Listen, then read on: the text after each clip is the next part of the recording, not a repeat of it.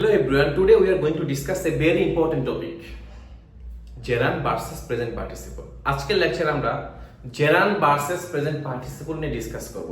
খুবই hot topic, hot discussion. আজকের লেকচারের মধ্য দিয়ে আশা করি Gerund versus Present Participle নিয়ে কারো কোনো সমস্যা থাকবে না। Let's start. First sentence, swimming is good for health. এখানে সুইমিং এর নিচে আন্ডারলাইন করা আছে। এখানে সুইমিংটা Gerund না প্রেজেন্ট পার্টিসিপল একটু ডিসকাস করি। এখানে সুইমিং, তাই না? সাবজেক্ট হিসেবে সুইমিং এর অবস্থান, that means swim plus ING, that means verb plus ING. Verb plus ING যখন নাউনের কাজ করবে সেক্ষেত্রে কি হবে? জেরান্ড। আচ্ছা, সাবজেক্ট হিসেবে কার অবস্থান? নাউনের। এখানে সুইমিংটা কি? নাউন। তাহলে ভার্ব প্লাস আইএনজি যখন নাউনের কাজ করে সেটা কি হয়? জেরান্ড। তাহলে সাবজেক্ট হিসেবে জেরান্ড বসতে পারে, যেহেতু সাবজেক্ট হিসেবে নাউনও বসে সেক্ষেত্রে জেরান্ডও বসতে পারে। Second example, this is a sleeping girl. This is a sleeping girl. এখানে স্লিপিং জেরান্ড না প্রেজেন্ট পার্টিসিপল একটু খেয়াল করি। আচ্ছা, এখানে গার্ল, এই গার্লের অবস্থান কি? স্লিপিং, একটা চলমান কন্টিনিউয়াস অবস্থা প্রদর্শন করতেছে, তাই না? তাহলে স্লিপিং গার্ল, এখানে স্লিপিংটা কি? আর্টিকেলের পর দুইটা ওয়ার্ড, গার্ল হচ্ছে নাউন, স্লিপিং অ্যাডজেক্টিভ যদি নাউনকে মডিফাই করে। এখানে স্লিপিং কাকে মডিফাই করেছে? গার্ল, দ্যাট মিন্স নাউনকে মডিফাই করেছে। এটা হচ্ছে নাম্বার 1 লজিক। নাম্বার 2 লজিক হচ্ছে কি? এ গার্ল ইজ স্লিপিং, যদি এই কন্ডিশনে আমাদের ফিল আপ হয় এ গার্ল ইজ স্লিপিং, একটা মিনিংফুল এক্সপ্রেশন আসতেছে, তাই না? Article plus noun plus is plus verb plus ING. তাহলে এ গার্ল ইজ স্লিপিং, বালিকাটি ঘুমাচ্ছে।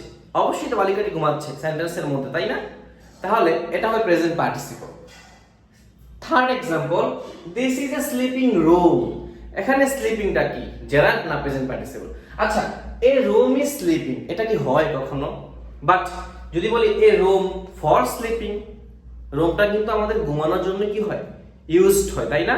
সেক্ষেত্রে রুমটা কি, স্লিপিংটা কি হবে? জেরান্ড হবে। That means a girl is sleeping, meaningful expression আসতেছে, এজন্য present participle. A room is sleeping, এখানে কিন্তু মিনিংফুল এক্সপ্রেশন আসতেছে না, সেক্ষেত্রে এ রুম ফর স্লিপিং। যদি article plus noun plus for plus verb plus ING হয়ে যদি আমাদের মিনিংফুল এক্সপ্রেশন আসে সেক্ষেত্রে কি হবে? জেরান্ড হবে।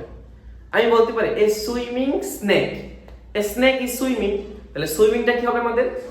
প্রেজেন্ট পার্টিসিপল হবে। আমি যদি বলি a swimming pool, a pool is swimming, no, a pool for swimming, সেক্ষেত্রে সুইমিংটা হবে gerund. Next, my favourite activity is reading. My favourite activity is reading. আচ্ছা, এখানে রিডিংটা আমাদের জেরান্ড না প্রেজেন্ট পার্টিসিপল? আমি হোয়াট দিয়ে প্রশ্ন করব, যদি হোয়াট দিয়ে প্রশ্ন করলে অ্যান্সার পাওয়া যায় সেক্ষেত্রে জেরান্ড হবে। What is my favourite activity, তাহলে আমার ফেভারিট অ্যাক্টিভিটিটা কি? রিডিং, তাই না? তাহলে ওয়ার্ড দ্বারা প্রশ্ন করলে যদি আমি অ্যান্সার পাই সেক্ষেত্রে ভার্ব প্লাস আইএনজির অবস্থান হবে জেরান্ড হিসাবে, সেক্ষেত্রে রিডিংটা হচ্ছে কি আমাদের? জেরান্ড। আমি যদি বলি his profession is teaching, what is his profession? His profession is teaching, সেক্ষেত্রে অ্যান্সার ইজিলি পেয়ে যাচ্ছি, সেক্ষেত্রে টিচিং কি হবে আমাদের? জেরান্ড।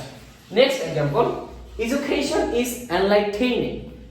এডুকেশন ইজ এনলাইটেনিং, এক্ষেত্রে এনলাইটেনিং এই ওয়ার্ডটা আমার কি? জেরান্ড না প্রেজেন্ট পার্টিসিপল? আচ্ছা, আমি হাউ দিয়ে প্রশ্ন করব, হাউ দিয়ে প্রশ্ন করলে যদি আমি অ্যান্সার পাই সেক্ষেত্রে কি হবে? Present participle. খেয়াল করি, হাউ ইজ এডুকেশন, শিক্ষা কেমন? এডুকেশন ইজ এনলাইটেনিং, শিক্ষা হচ্ছে জ্ঞান গর্বে, সেক্ষেত্রে এনলাইটিং ওয়ার্ডটা আমাদের কি হবে? প্রেজেন্ট পার্টিসিপল হবে। আচ্ছা, আমি আরেকটা एग्जांपल বলি, দিস ডিসকাশন ওয়াজ ইন্টারেস্টিং। আমি যদি প্রশ্ন করি হাউ ওয়াজ দিস ডিসকাশন, এই আলোচনাটা কেমন ছিল? ভেরি ইন্টারেস্টিং ছিল, তাই না? সেক্ষেত্রে কিন্তু হাউ দিয়ে প্রশ্ন করলে আমি অ্যান্সার পাই, সেক্ষেত্রে কি হবে? Present participle.